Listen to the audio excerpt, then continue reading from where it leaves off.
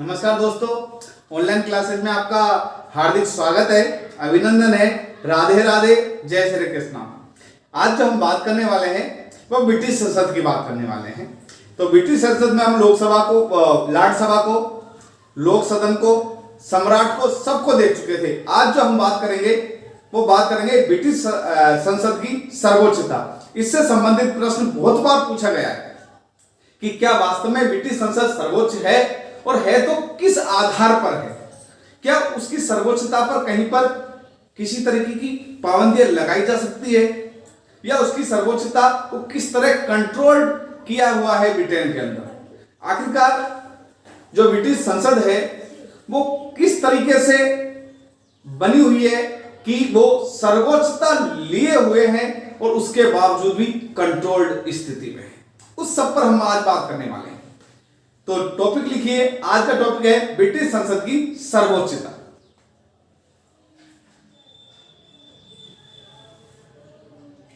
देखिए, हम ब्रिटेन की संसद की बात कर रहे हैं, ब्रिटिश संसद की बात कर रहे हैं। ब्रिटिश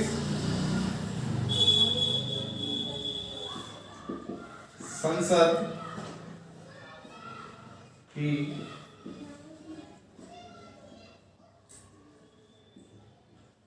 सर्वोच्चता, कि ब्रिटिश संसद क्या है, सर्वोच्च है, सबसे ऊपर है। तो सर्वोच्चता की हम बात कर रहे हैं, ब्रिटिश संसद की सर्वोच्चता की बात करते हैं। देखिए क्यों है, उसके पीछे के कारण को जानेंगे। तो अगर हम कहे, अगर एक शब्द में हम कहना चाहें तो हम कह सकते हैं कि ब्रिटेन में जो संसद है वो संप्रभु है, असीमित है, निरंकुश है और सर्वोच्च है। सभी विशेषताएं लिए हुए हैं, तो हम कह सकते हैं यहां पर। फिर हम देखेंगे क्यों है ब्रिटेन की संसद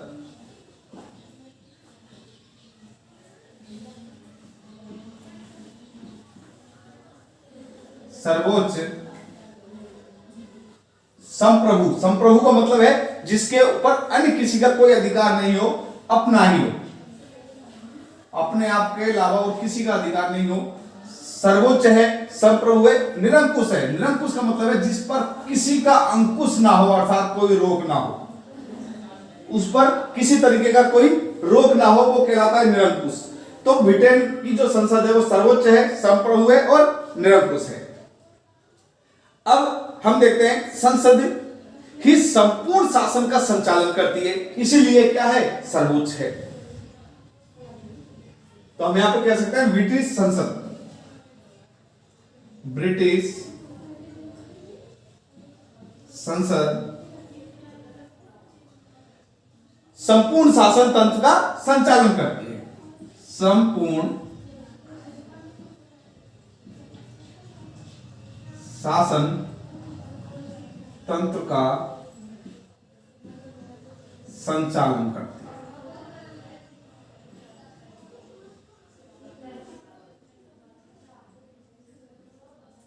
क्लियर हो गया। देखिए, ब्रिटिश की संसद सर्वोच्च है। सर्वोच्चता का क्या कारण है, उसका सबसे बड़ा कारण है संप्रभु है, अर्थात उसके ऊपर अन्य किसी कोई भी संस्था का कहने का मतलब अन्य किसी संस्था का किसी भी तरीके का कोई दबाव नहीं है, हस्तक्षेप नहीं है, अधिकार नहीं है, अपने आप में स्वतंत्र है,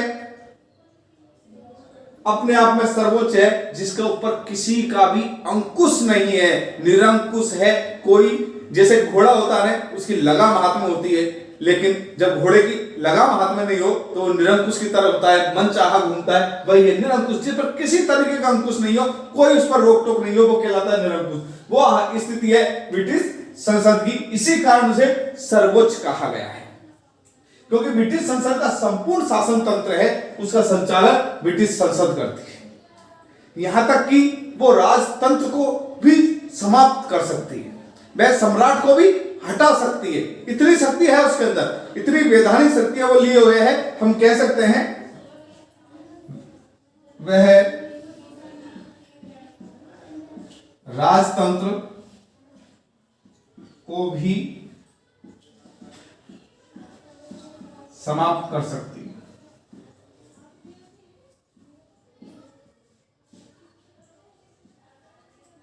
अब शब्द से या इस वाक्य से आपको स्पष्ट हो गया होगा कि जो संस्था राजतंत्र को समाप्त कर सकती है वो कितनी शक्तिशाली होगी। महत्वपूर्ण संस्था है, एक महत्वपूर्ण लिए हुए संसद जिसके पास इतने अधिकार है, इतनी बलिष्ठता लिए हुए हैं अधिकारों के आधार पर कि वो राजतंत्र को समाप्त कर सकती है, सम्राट को हटा सकती है। और इसका डायसी ने बहुत अच्छा उदाहरण दिया है। डायसी के, क्योंकि जो ब्रिटिश संसद की सर्वोच्चता वाली बात है वो डायसी ने ही कही है कि ब्रिटिश संसद क्या है, सर्वोच्च है। किसने कहा? डायसी ने कहा। और डायसी ने इसके बहुत उदाहरण दिए हैं। किन आधारों पर किया, आज हम उनकी ही बात करेंगे। प्रश्न इस तरह भी पूछा जा सकता है कि डायसी के अनुसार संसद की सर्वोच्च, ब्रिटेन की संसद सर्वोच्चता लियो है, स्पष्ट कीजिए, या उस पर टिप्पणी पूछी जा सकती है। एक बड़ा प्रश्न पूछा जा सकता है, पूछने का एग्जामिनर को अधिकार है, वो किसी भी तरह पूछा जा सकता है। डायसी के नाम से पूछ सकते हैं और डायरेक्ट भी आपसे प्रश्न पूछा जा सकता है। तो देखिए डायसी क्या कहता है कि संसद की संप्रभुता कानूनी दृष्टि से राजनीतिक संस्थाओं की महत्वपूर्ण विशेषता है ना। तो हम लिखते हैं यहां पर डायसी के विचार। क्या कह रहा है डायसी कि संसद की संप्रभुता, संसद की संप्रभुता अर्थात जो संसद की संप्रभुता है वो किस दृष्टि से? कानूनी दृष्टि से। कानूनी दृष्टि मतलब वैधानिक रूप लिए हुए संप्रभुता। ऐसा नहीं है कि कह दिया कि संप्रभु हो गई, ऐसा नहीं है, वैधानिक दृष्टि से संप्रभु है। तो हम कह सकते हैं कानूनी दृष्टि से राजनीतिक संस्थाओं से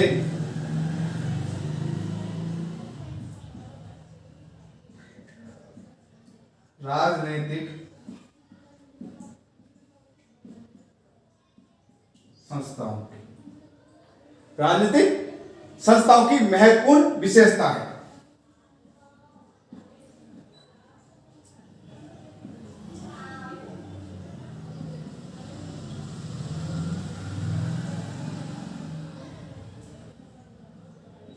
देखिए आप समझ गए होंगे कि जो संसद है वो कानूनी रूप से संप्रभु है, इसलिए वो एक राजनीतिक संस्था के रूप में एक महत्वपूर्ण विशेषता लिए हुए है। और ये तो बहुत छोटी बात है, डायसी ने तो सिर्फ यहां तक ही कहा है। लेकिन अगर डी लांबे की अगर आप बात सुने, डी लांबे की, तो आप हैरान हो जाएंगे उनकी बात सुनकर, उनके स्टेटमेंट को सुनकर के आप आश्चर्यचकित हो जाएंगे कि क्या स्टेटमेंट उन्होंने दिया है। डी लांबे क्या कहता है? डी लांबे कहता है कि जो ब्रिटिश संसद है वो सब कुछ कर सकती है, ब्रिटिश संसद सब कुछ कर सकती है, केवल स्त्री को पुरुष और पुरुष को स्त्री नहीं बना सकती, इसके अलावा सब कुछ कर सकती है। आप बताओ इससे कोई बड़ी बात हो सकती है क्या? कि केवल जेनेटिक नहीं बदल सकती, जेंडर नहीं बदल सकती, अन्यथा ब्रिटिश संसद सब कुछ कर सकती है। ये इसकी सर्वोच्चता का द्योतक है, ये लाइन इसकी ब्रिटिश संसद की सर्वोच्चता की द्योतक है, बताने वाली है हमको। तो हम डी लांबे की बात जरूर करेंगे, जरूर लिखेंगे उनके स्टेटमेंट को। देखिए डी लांबे क्या कहता है, देखिए डी लांबे या लोम्बे दोनों ही लिखा जाता है कि ब्रिटिश संसद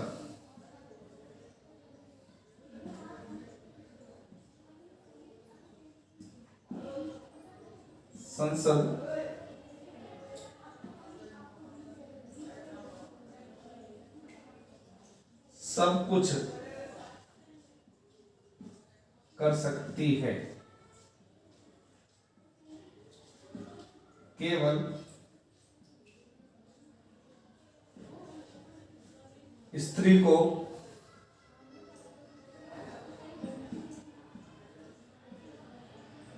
पुरुष व पुरुष को स्त्री नहीं बना सकते।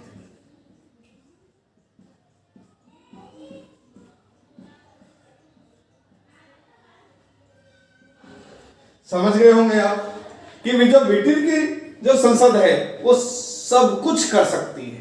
ब्रिटिश संसद सब कुछ कर सकती है, केवल स्त्री को पुरुष व पुरुष को स्त्री नहीं बना सकती। ये डिलामे कहता है।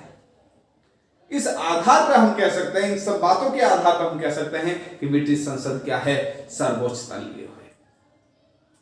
संसद की सर्वोच्चता या प्रभुसत्ता किन आधारों पर टिकी हुई है, अब उनकी बात करते हैं। ठीक है, आप इसका स्क्रीनशॉट ले सकते हो।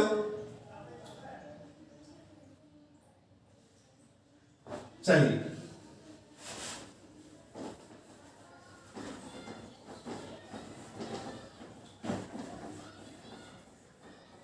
दोस्तों अगर कोई बात समझ में नहीं आ रही हो तो आप कमेंट बॉक्स में लिख सकते हो, डाल सकते हो। इसके अलावा आप इसके चैनल को सब्सक्राइब करिए, इसको शेयर कीजिए, जिससे मैं आपको और अच्छे वीडियो ला सकूं। आज से बीए सेकेंड ईयर के कोर्स रिलेटेड है, इसके अलावा फर्स्ट ग्रेड से भी संबंधित कोर्स है। और मैं आगे आपको जो आपकी रीट आ रही है उसका भी कोर्स उपलब्ध करवाऊंगा, अगर आपका प्यार इसी तरह मिलता रहा तो बात करते हैं ब्रिटिश संसद की सर्वोच्चता के आधार तत्वों की बात करते हैं कि संसद की प्रभुसत्ता क्यों है। सर्वोच्चता के आधार क्या क्या, किन आधारों पर सर्वोच्च है उनकी बात करते हैं। पहली बात देखिए,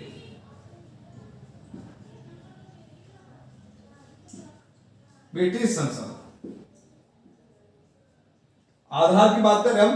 ब्रिटिश संसद क्या है, कानून निर्माण की असीम शक्ति रखती है, कानून निर्माण की एकमात्र सत्ता है। ब्रिटिश संसद कानून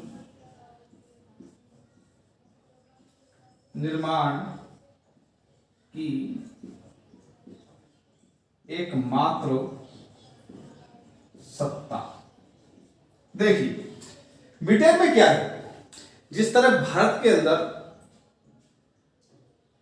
हम देखते हैं संघात्मक शासन व्यवस्था है, भारत राज्यों का संघ है, कई राज्यों से मिलकर के भारत का निर्माण हुआ है। केंद्र में अलग सरकार होती है, राज्यों में अलग सरकार होती है। लेकिन ब्रिटिश संसद के लिए ऐसा नहीं है, ब्रिटेन में ऐसा नहीं है, वहां एकात्मक शासन व्यवस्था है। तो हम यहां कह सकते हैं इस आधार पर ब्रिटेन में एकात्मक शासन व्यवस्था है। जब एकात्मक शासन व्यवस्था है तो जो कानून निर्माण की शक्ति है वो भी सिर्फ और सिर्फ संसद के पास है। हमारे भारत की तरह नहीं है कि केंद्र में अलग कानून बनाने वाली संस्था संसद के रूप में है, और जैसे राजस्थान की अगर हम बात करें तो राजस्थान में कानून निर्माण का कार्य विधानसभा के द्वारा किया जाता है। तो विधायिका के द्वारा यहां पर जो किया जाता है, लेकिन वहां पर जो संसद ही सिर्फ कानून एकात्मक शासन होने के कारण कानून निर्माण की आखिरी सत्ता है, अंतिम सत्ता है, एकमात्र सत्ता है। अन्य किसी का कोई हक नहीं है। एकात्मक शासन व्यवस्था है ब्रिटेन में।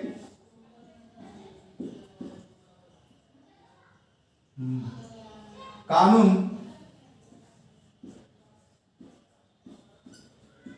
बनाने वाली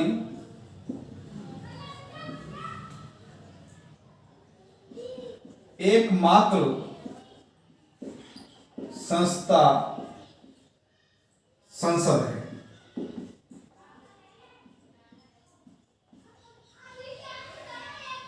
ब्रिटेन में एकात्मक शासन व्यवस्था है, इस कारण ब्रिटेन में कानून बनाने वाली एकमात्र संस्था कौन है? संसद है।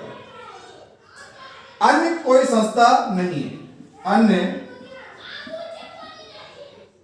किसी संस्था को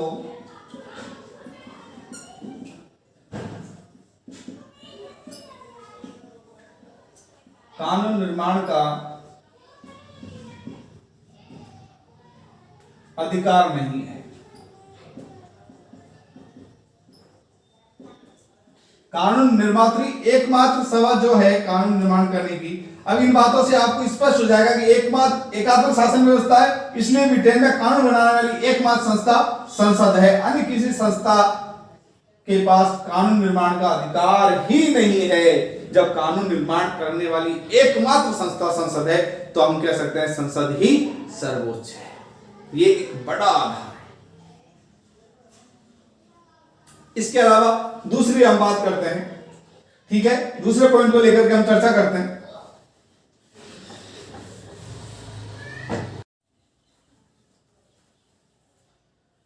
तो जो सेकंड पॉइंट है उसकी बात करते हैं। देखिए, कानून निर्माण में परिवर्तन की असीम शक्ति। कानून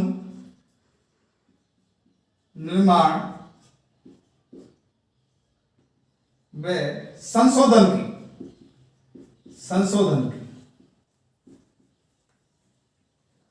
असीम शक्ति।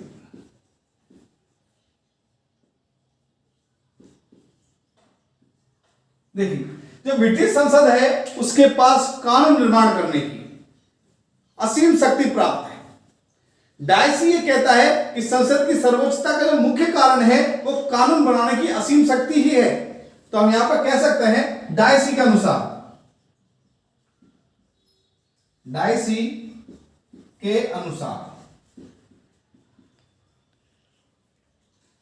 संसद की सर्वोच्चता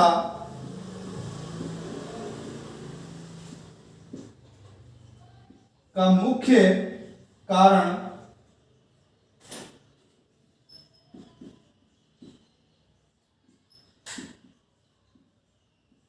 कानून निर्माण व कानूनों में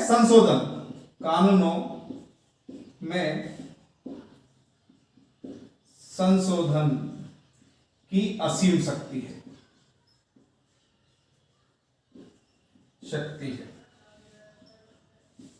देखिए, डायसी की इस बात से बिल्कुल सहमत हूं मैं, आपको भी सहमत होना चाहिए, क्योंकि कानून की जिसके पास कानून निर्माण करने की शक्ति है, संपूर्ण सर्वोच्चता उसी के पास होती है। यहां तक कि वो कानून निर्माण तो करता है, वो कानूनों में संशोधन करने की असीम शक्ति रखता है। वह किसी भी विषय में कानून बना सकता है, जैसा कि हमने डिलोमे ने कहा था कि वह किसी भी विषय पर कानून बना सकता है ना, हमने बात की थी इसकी पहले भी। अर्थात संसद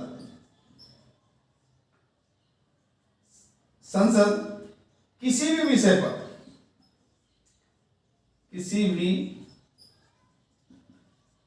विषय पर कानून बना सकती है, कानून निर्माण कर सकती है।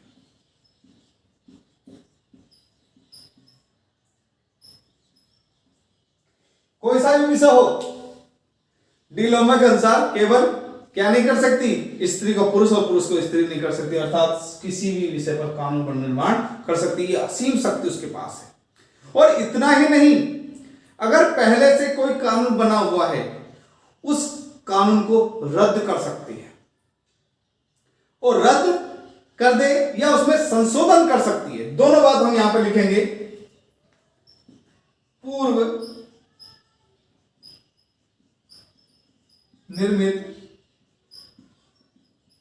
किसी भी कानून को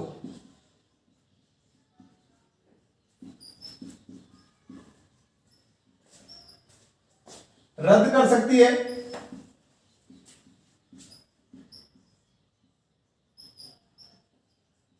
या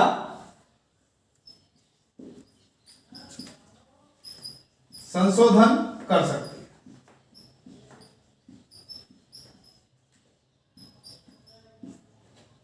अर्थात पूर्व में जो कानून निर्मित है उसको समाप्त भी कर सकती है, उसका दी एंड कर सकती है किसी भी कानून का, या फिर उस कानून में संशोधन कर सकती है। अर्थात संपूर्ण शक्ति किसके पास होगी? संसद के पास होगी। तो इस बात से पूरा पूरा सारोकार रखते हैं हम कि ब्रिटिश संसद सर्वोच्चता लिए हुए है। इन आधारों पर तीसरे पॉइंट पर चलते हैं। देखिए, अगर हम तीसरे पॉइंट की बात करें तो आपको समझ में आ जाएगा कि क्यों शक्तिशाली है संसद, उसके पीछे अन्य क्या क्या कारण है। और एक बहुत अच्छा पॉइंट है तीसरा पॉइंट, हम इसको भारत से कंपेयर करके देखेंगे तो ज्यादा अच्छे से समझ में आएगा।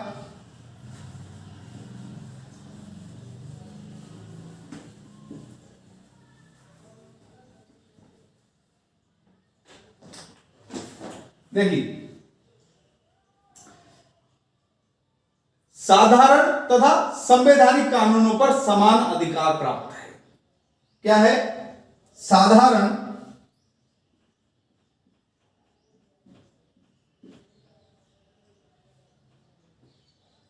व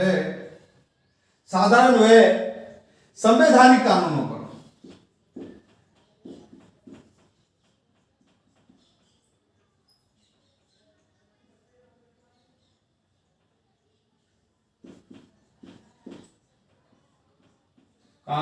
समान अधिकार।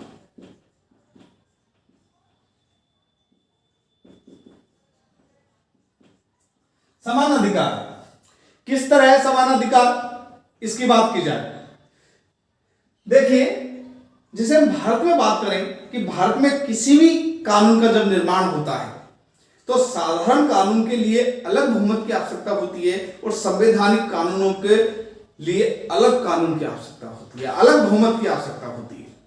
कुछ कानून तो इस तरह के बनाए जाते हैं जिसमें हमको राज्यों का भी सहयोग लेना पड़ता है, उनका भी बहुमत आवश्यक है, लेकिन वहां पर इस तरह नहीं है।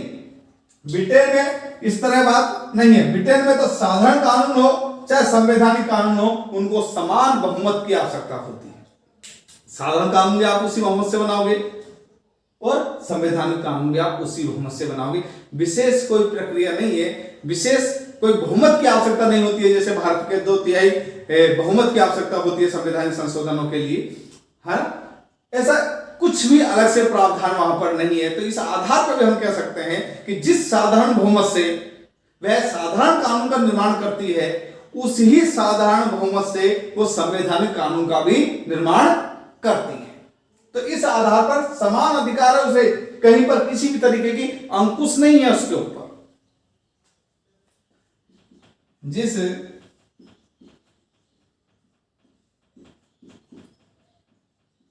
साधारण बहुमत से संसद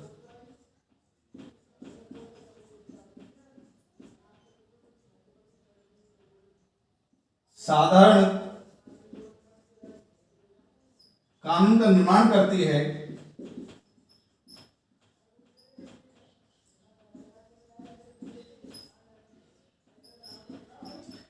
उसी साधारण बहुमत से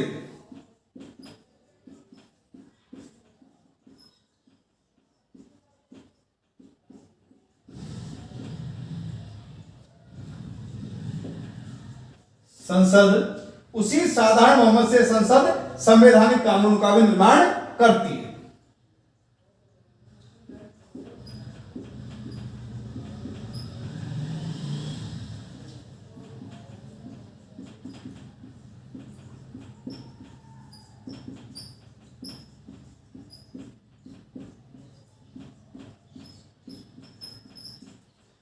कोई अंतर नहीं है, दोनों किसी तरीके का कोई भी अंतर नहीं है। चाहे साधारण कानून की बात कर ले हम, चाहे हम संवैधानिक कानूनों के निर्माण की बात कर ले, दोनों का निर्माण समान बहुमत से होता है, एक जैसी प्रक्रिया के तहत होता है। तो हम कह सकते हैं कि साधारण व संवैधानिक कानून पर समान अधिकार रखती है और एक छोटी प्रक्रिया, एक सामान्य, एक साधारण बहुमत के द्वारा किसी भी तरीके का कानून का निर्माण कर सकती है, चाहे वो संविधान के अंदर परिवर्तन या संशोधन से संबंधित ही क्यों ना हो। इसके अलावा ये तो हमने बात की है, लेकिन सबसे बड़ी बात कि वहां पर न्यायिक पुनरावलोकन का अभाव है। सबसे बड़ा पॉइंट है ये, अच्छे से समझने की कोशिश करना। हमारे यहाँ पर न्यायिक पुनर्विलोकन आपने अच्छे से पढ़ा होगा कभी, लेकिन वहां का जो न्यायिक पुनर्विलोकन है वो किस तरीके का है उसकी हम बात करेंगे।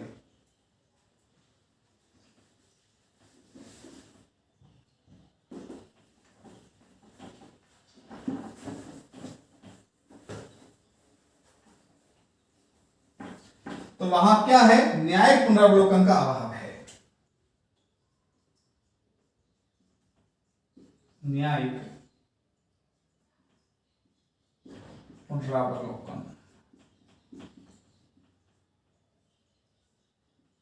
का अभाव।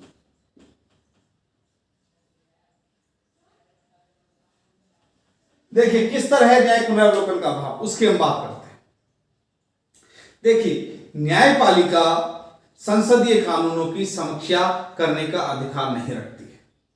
पहली बात, कौन कहता है, डायसी कहता है, डायसी के अनुसार कहता है, डायसी कहता है, डायसी क्या कहता है कि न्यायपालिका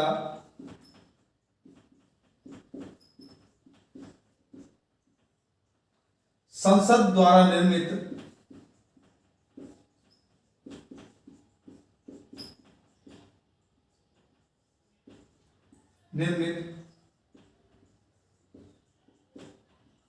कानूनों की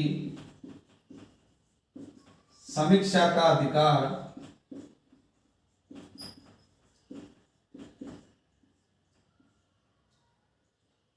नहीं रखती। ठीक है, तो न्यायपालिका है वो संसद द्वारा निर्मित जितने भी कानून हैं, जो संसद द्वारा कानून बनाए जाते हैं, उनकी समीक्षा नहीं करती। संसदीय कानूनों की समीक्षा करने का अधिकार नहीं है उसके पास। तो हम कह सकते हैं जब वो कानूनों की समीक्षा नहीं कर सकती, इसका मतलब न्यायिक पुनरावलोकन क्या है, अभाव है। ये नहीं कि हमारे यहां की तरह कि वो समीक्षा करके किसी भी कानून को अवैध ठहरा सकती है, ऐसा नहीं है। न्यायपालिका संसद द्वारा निर्मित कानून की समीक्षा का वहां पर अधिकार नहीं रखती। न्यायपालिका जो कार्यपालिका के कार्य है, उनकी वैधानिकता या अवैधानिकता के आधार पर किसी भी कानून को अवैध नहीं ठहरा सकती। हम कह सकते हैं यहां पर न्यायपालिका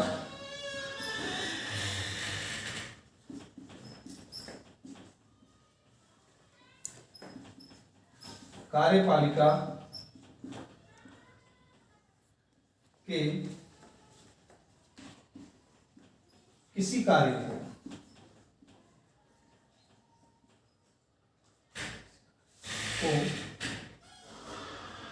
के कार्य को लिख लो,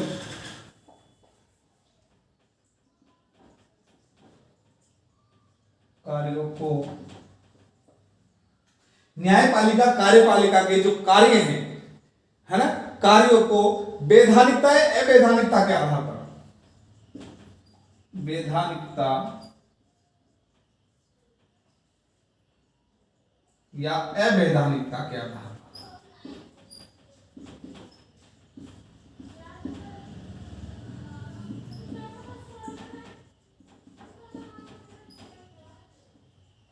अवैध नहीं देना, अवैध घोषित नहीं कर सकती।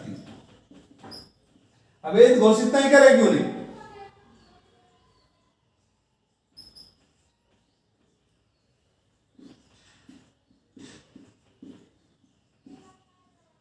जब न्यायपालिका के पास ये अधिकार ही नहीं है कि वो कानूनों की पुनः समीक्षा करे, उनके कार्यों की कार्यपालिका या संसद के जो कानून निर्माण है उसमें किसी भी तरीके की वैधानिकता की बात करें, अवैधानिकता की बात करें, कोई अधिकार नहीं रखती, कोई ऐसी व्यवस्था नहीं।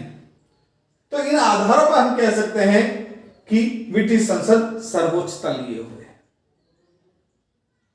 समझ में आ गया आपके पास? आगे हम बात करते हैं, अन्य पॉइंटों पर चर्चा करेंगे।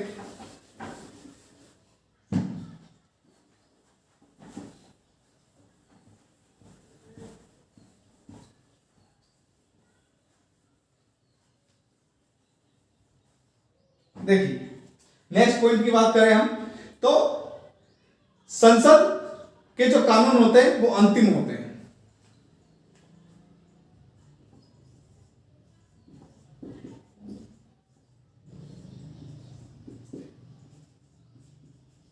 कानून अंतिम होते हैं। अंतिम का मतलब समझ रहे हो ना कि इसके बाद कुछ नहीं, ना कोई अपील ना कोई दलील। जो संसद ने कानून निर्माण कर दिया वो अंतिम है। अर्थात हम कह सकते हैं संसद द्वारा बनाए गए कानूनों पर किसी प्रकार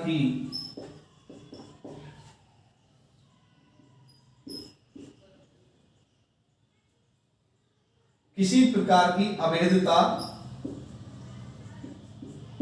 लागू नहीं होगी।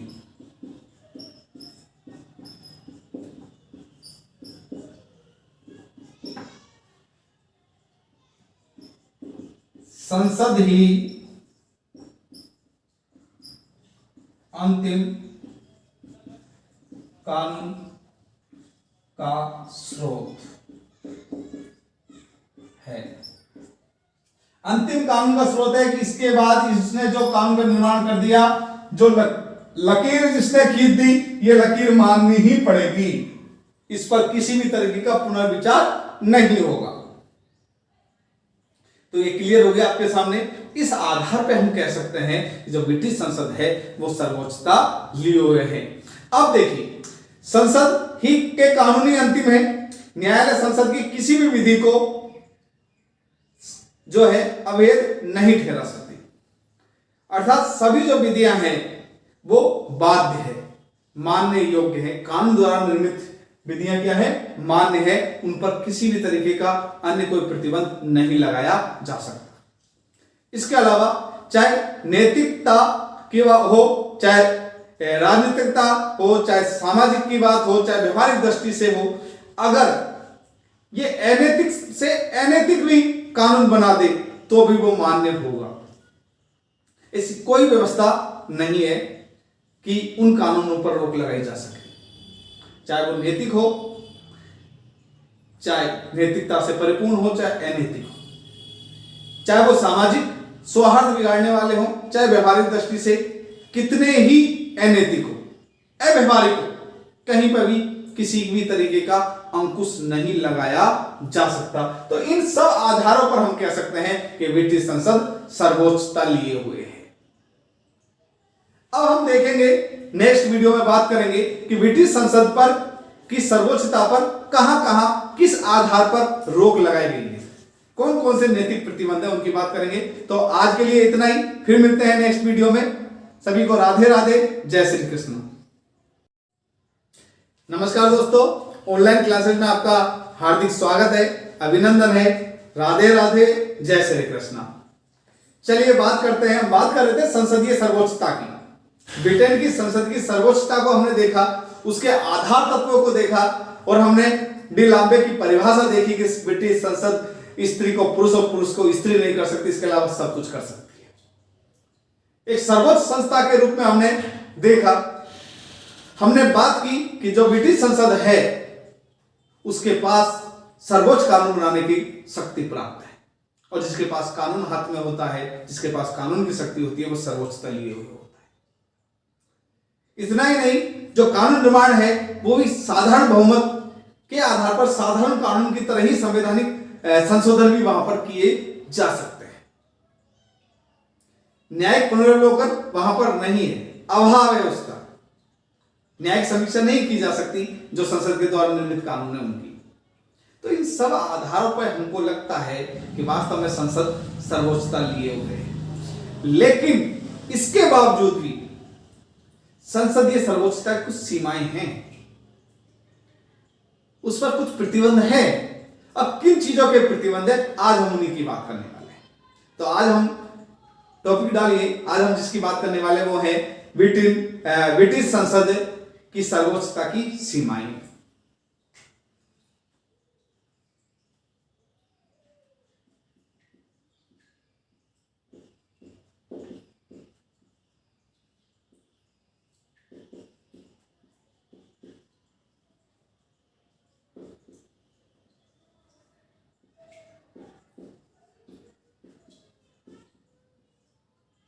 देखिए, आज हम उनकी सीमाएं की बात करेंगे। कौन कौन सी सीमाएं हैं जिनके आधार पर संसदीय सर्वोच्चता को कम किया गया है, उस पर प्रतिबंध लगाए गए।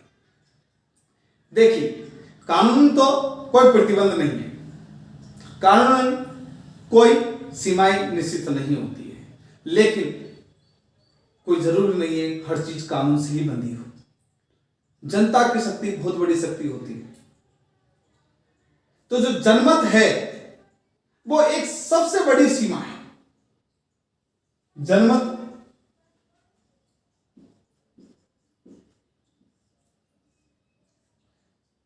इसे हम जनता की ताकत कह सकते हैं। जनता का मत, जिसे हम जनता की ताकत कह सकते हैं। तो जनमत संसदीय संप्रभुता पर सबसे बड़ा व्यवहारिक प्रतिबंध है। क्या है? जनमत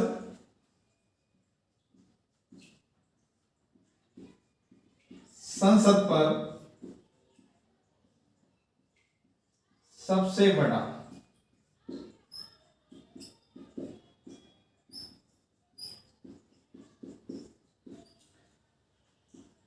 व्यवहारिक प्रतिबंध है।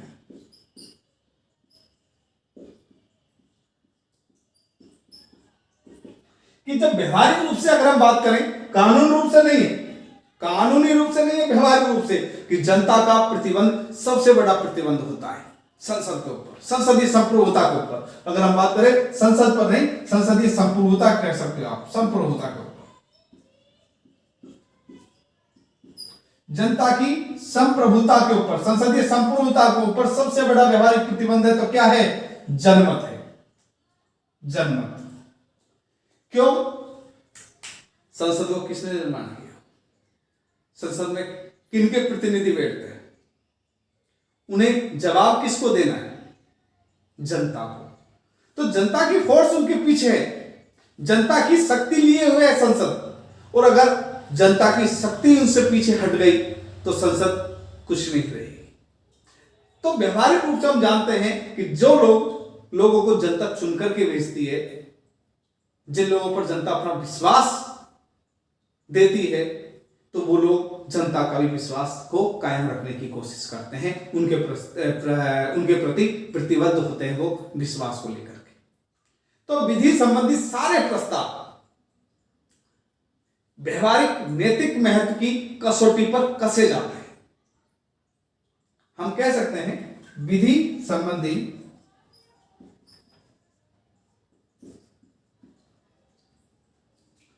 सारे प्रस्ताव विधि के जितने भी प्रस्ताव है विधि संबंधित है, वो व्यवहारिक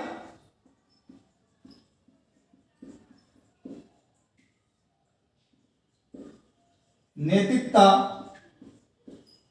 की कसौटी पर। कसौटी का मतलब जानते हो? कसौटी किसे कहते हैं? कसौटी पर कसे जाते हैं।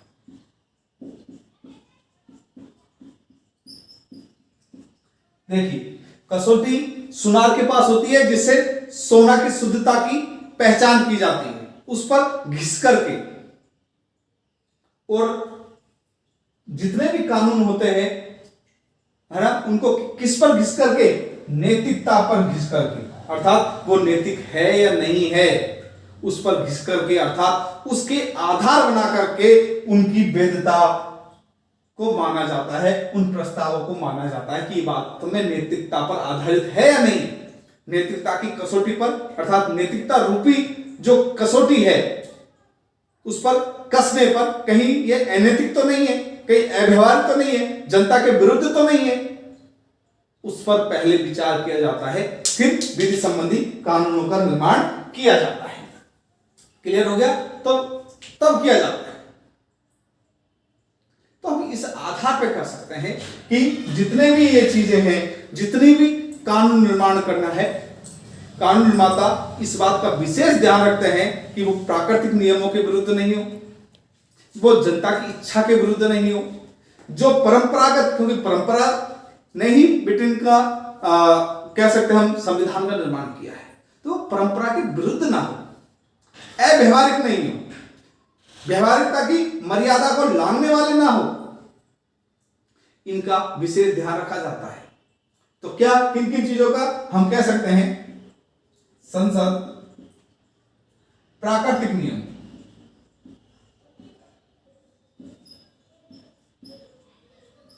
प्राकृतिक नियमों का मतलब आप समझ तो पढ़ा होगा पहले भी आपने। जनता की इच्छा,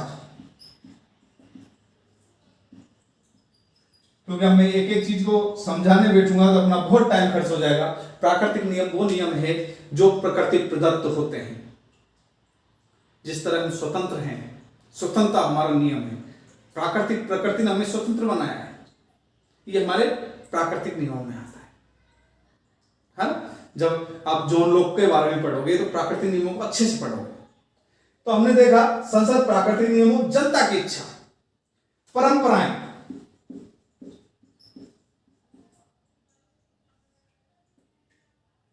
परंपरा,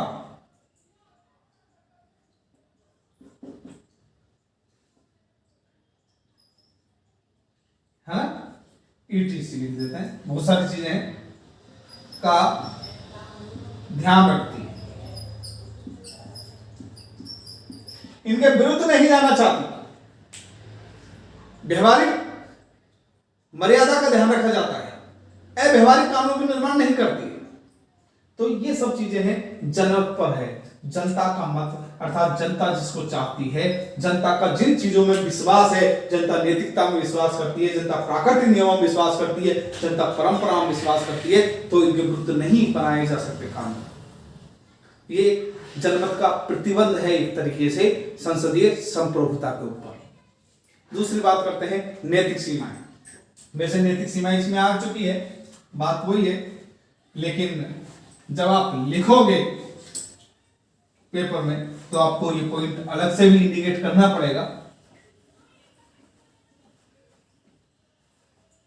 तो दूसरा आधार अगर हम देखें सीमा लगाने का, तो अब बात करते हैं हम दूसरे पॉइंट की, नैतिकता की सीमाएं।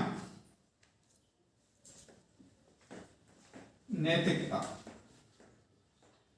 दूसरा जो प्रतिबंध है संसदीय सर्वोच्चता की सीमा में वो है नैतिकता।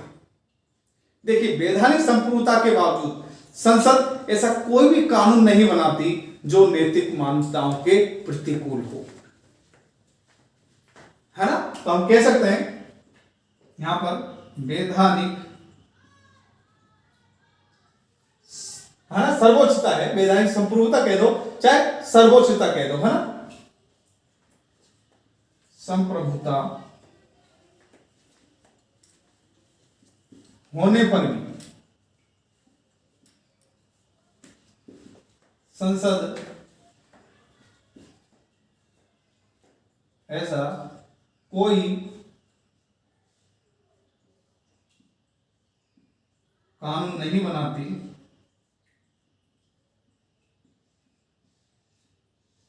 जो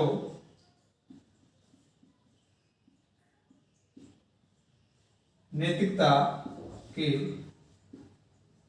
विरुद्ध हो। देखिए, इस तरह का कोई कानून नहीं बनाया जा सकता कि जो नैतिकता के विरुद्ध हो। अगर नैतिकता के विरुद्ध कानून बनाएगी तो संसद जो है जनता का विश्वास उठ जाएगा इनके ऊपर से।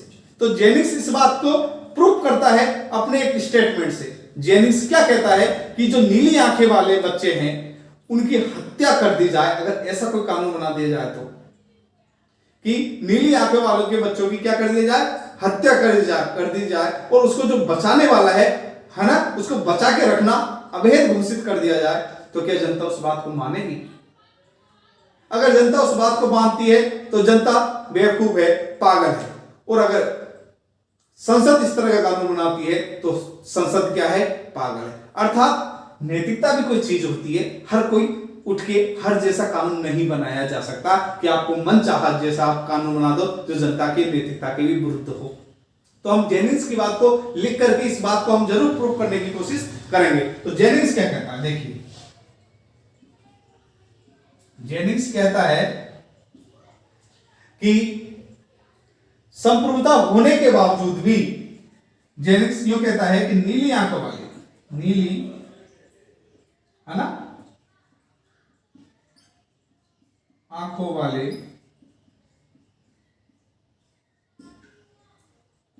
बच्चों की हत्या, मतलब जो नीली आंखें वाले बच्चे हैं उनकी हत्या तथा उनको बचाकर रखने वाले, उनको बचाकर रखना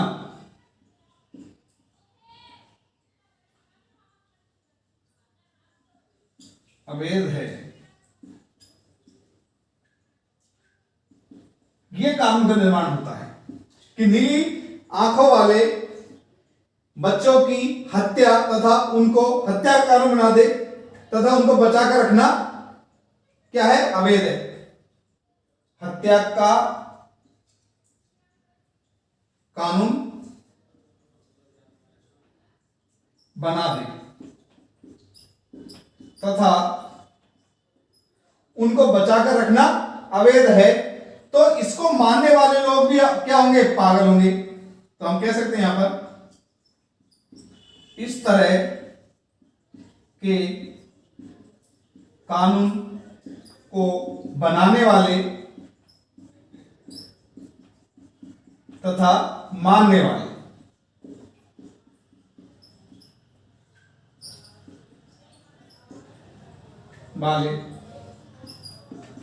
दोनों ही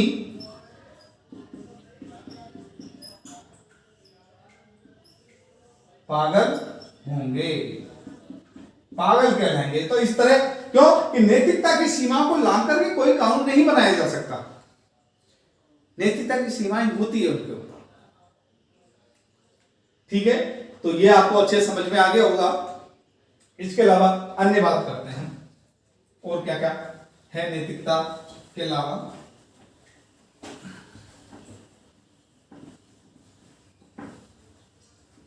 कि जिस तरह इस तरह के बेवकूफ भरे कानून बना दे और उनको जनता अगर मानती रहेगी तो जनता से बड़ा बेवकूफ कोई नहीं, और इस कानून बनाने वाली संस्था से भी बड़ा बेवकूफ और पागल कोई भी नहीं है। अर्थात नैतिकता से परे किसी तरीके का कानून निर्माण करना संसद के लिए उचित नहीं है और ना ही संभव है। ये एक तरीके की सीमाएं हैं। इसके अलावा प्रत्यक्ष प्रजातंत्र के साधनों का प्रयोग,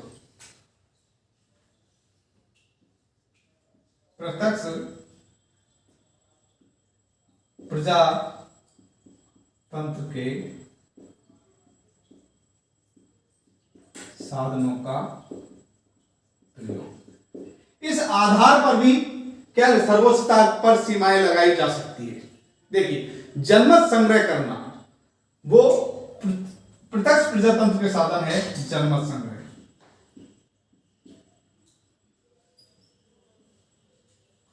अर्थात जनमत को इकट्ठा करना, जनमत से पूछना, जनता से पूछना कि कानून के संबंध में जनता की राय जानना ही जनमत संग्रह है। अब ऐसी कोई व्यवस्था तो नहीं कर रखी, कानूनी रूप से ऐसी कोई व्यवस्था नहीं है, कानूनी रूप से ऐसी कोई व्यवस्था नहीं है।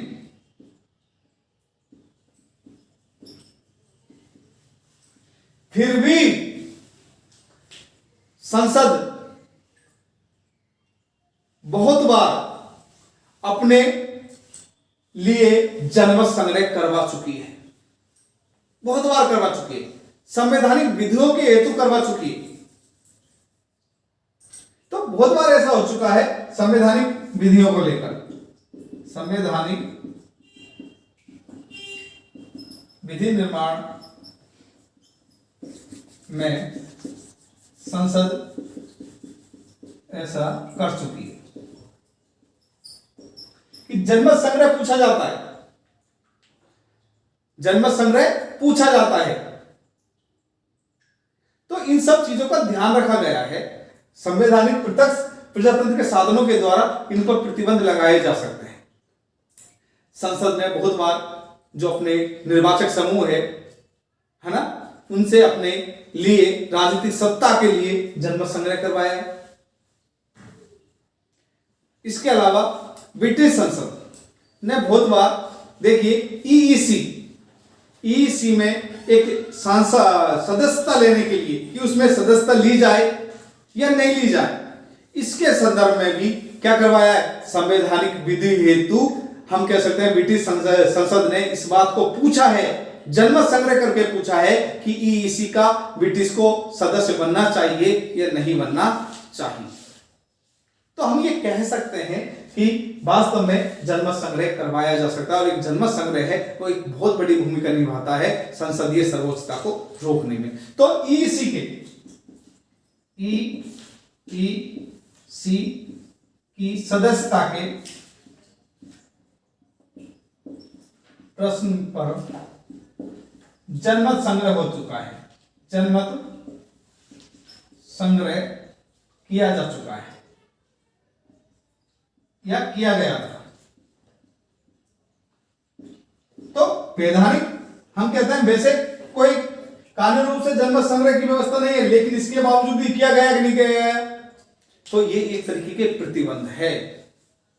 इसके अलावा यही नहीं, जो उस कानून से प्रभावित होते हैं, उस कानून का जिनके ऊपर सबसे ज्यादा फर्क पड़ता है, उनके संगठनों से भी वार्ता की जाती है, परामर्श लिया जाता है, उनको हम बात करते हैं।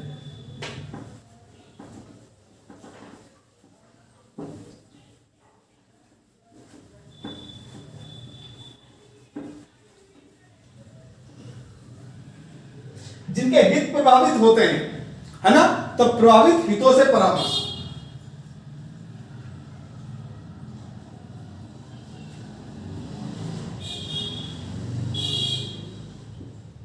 हितों से परामर्श। देखिए,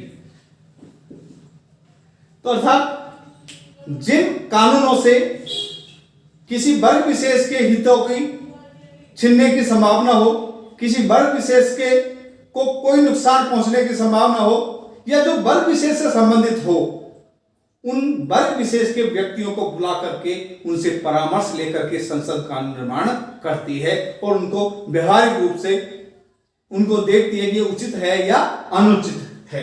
तो हम कह सकते हैं यहां पर, जैसे कोई औद्योगिक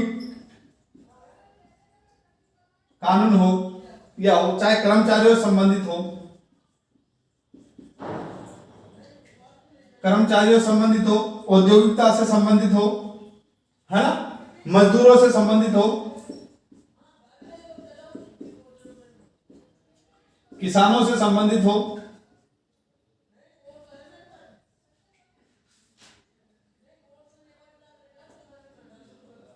किसानों से संबंधित कोई कानून हो,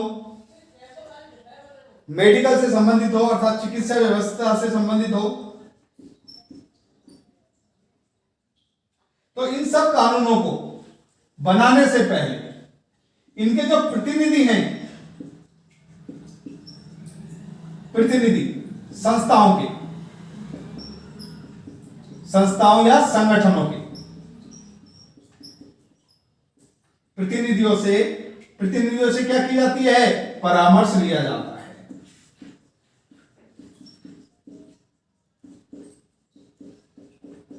आप लिख लेना इसको इसी तरह कि जब भी कोई प्रभावित हितों से संबंधित कोई कानून का निर्माण हो, अगर औद्योगिक कानून का निर्माण करना है, या कर्मचारियों से संबंधित कोई कानून का निर्माण करना है, या मजदूरों से संबंधित कोई कानून का निर्माण करना है, तो इन निर्माण के लिए, इन कानूनों के निर्माण के लिए परामर्श लिया जाना चाहिए उन प्रतिनिधियों से, और ऐसा ब्रिटेन में होता रहा है। वो व्यवहार अनुकूल और उचित कानून निर्माण के लिए ये प्रक्रिया वहां पर अपनाई जाती है, और ये एक तरीके का वहां पर हम कह सकते हैं ब्रिटिश संसद की सर्वोच्चता की सीमाओं में आता है। क्लियर हो गया? अच्छे समझ में आ गया आपको? ये चीज इन लोगों से पूछा जाना चाहिए। जैसे आज अगर हम भारत की बात करते हैं, भारत में किसानों का आंदोलन चल रहा है, अगर किसानों के प्रतिनिधियों से कुछ राय मशूरा लिया जाता तो आज ये प्रतिनिधि खड़े नहीं होते। उनको संतुष्ट किया करके अगर कानून निर्माण किया जाता तो ये समस्याएं नहीं आती। तो ये सब सीमाएं होनी चाहिए। ठीक है, नेक्स्ट हम बात करते हैं परंपराओं से संबंधित। देखिए, परंपराएं ब्रिटेन में बहुत मायने रखती हैं। जो परंपराएं हैं वो ब्रिटेन में बहुत मायने रखती है। अब उसकी बात कर लेते हैं हम। देखिए,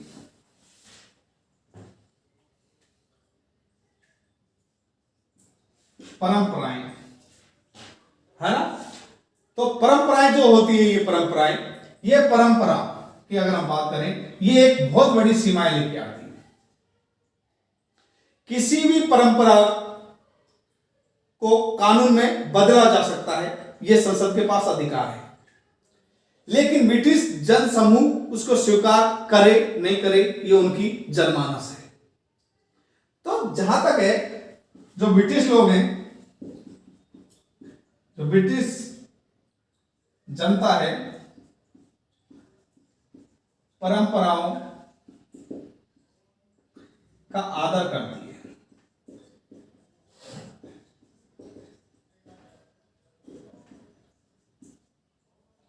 उचित परंपराओं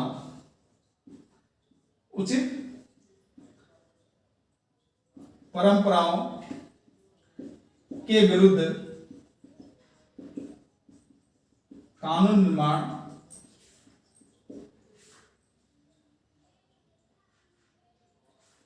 जनमत के विरुद्ध माना जाता है।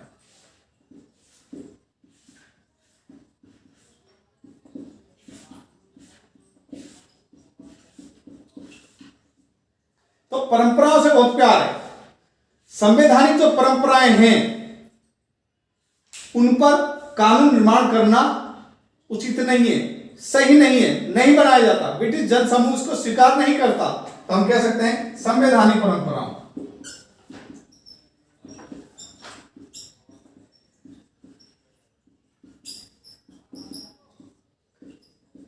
के खिलाफ कानून निर्माण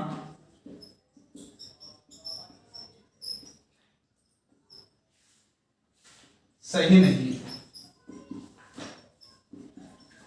इसलिए ये सीमाएं लगाते हैं, संसद के ऊपर ये सीमाएं लगाते हैं। ठीक है, अब यही नहीं, अब कुछ बात है जिनकी हम एक छोटे से उसमें चर्चा करेंगे, वो ज्यादा इंपॉर्टेंट नहीं है। आपको मैं उनको समझा दूंगा, आप उसके नोट्स मेरी बातों को सुनकर के बना सकते हो, है ना। उनको मैं एक ही पॉइंट में तीन चार पॉइंटों को डिस्कस करूंगा, उन बातों को आप समझना, है ना। देखिए, अगर हम बात करते हैं विधि के शासन की,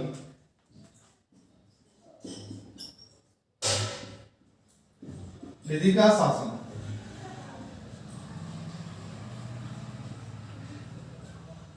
तो ब्रिटेन में संसदीय सर्वोच्चता और विधि का शासन है, ये एक दूसरे पर आश्रित है। हम कह सकते हैं ब्रिटेन में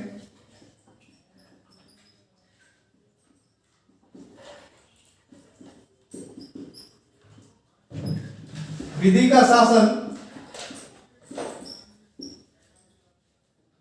में संसदीय सर्वोच्चता,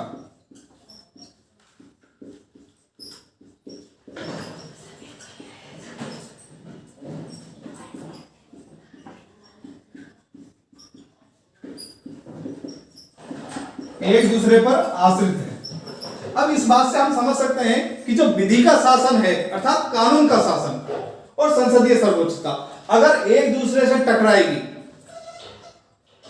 अगर टकराव की स्थिति होगी, तो वो शासन व्यवस्था चल नहीं पाएगी। तो इन दोनों के अंदर सामंजस्य होता है और एक दूसरे पर यह आश्रित होती है। तो विधि संसद को सीमित कर सकती है, या उसके द्वारा कोई ऐसी विधि बना दे जो संसद के कानूनों को सीमित कर दे, तो संसद को भी सीमित किया जा सकता है। और अगर उसके विरुद्ध कानून बनाए तो जनता में जन आक्रोश भी हो सकता है। तो हम ये कह सकते हैं कि विधि का शासन है। इसके अलावा अंतरराष्ट्रीय कानून,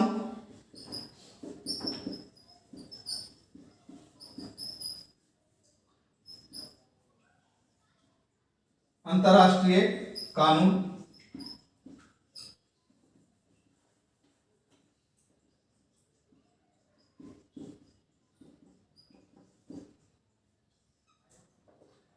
अंतरराष्ट्रीय कानूनों का प्रतिबंध, कि आप अंतरराष्ट्रीय कानूनों के विरुद्ध जाकर तो बना ही नहीं सकते कोई भी कानून। भाई आप अंतरराष्ट्रीय कानूनों की जो यूएनओ के द्वारा डिसाइड है, जो संपूर्ण विश्व के द्वारा डिसाइड है, आप उनके विरुद्ध नहीं जा सकते। जैसे आप ह्यूमन राइट्स की बात करें तो आप उनके विरुद्ध नहीं जा सकते, तो अंतरराष्ट्रीय कानूनों का भी के विरुद्ध आप नहीं जा सकते। ये एक व्यवहारिक प्रतिबंध उनके ऊपर है। इसके अलावा हम जानते हैं कि मंत्रिमंडल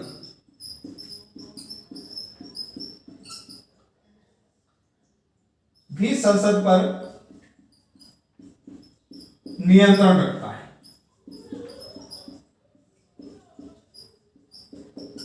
क्योंकि व्यवहार में अगर हम देखें तो सभी कानून मंत्रिमंडल के द्वारा निर्मित किए जाते हैं, क्योंकि मंत्रिमंडल में वही लोग होते हैं जिनको संसद के अंदर बहुमत प्राप्त होता है।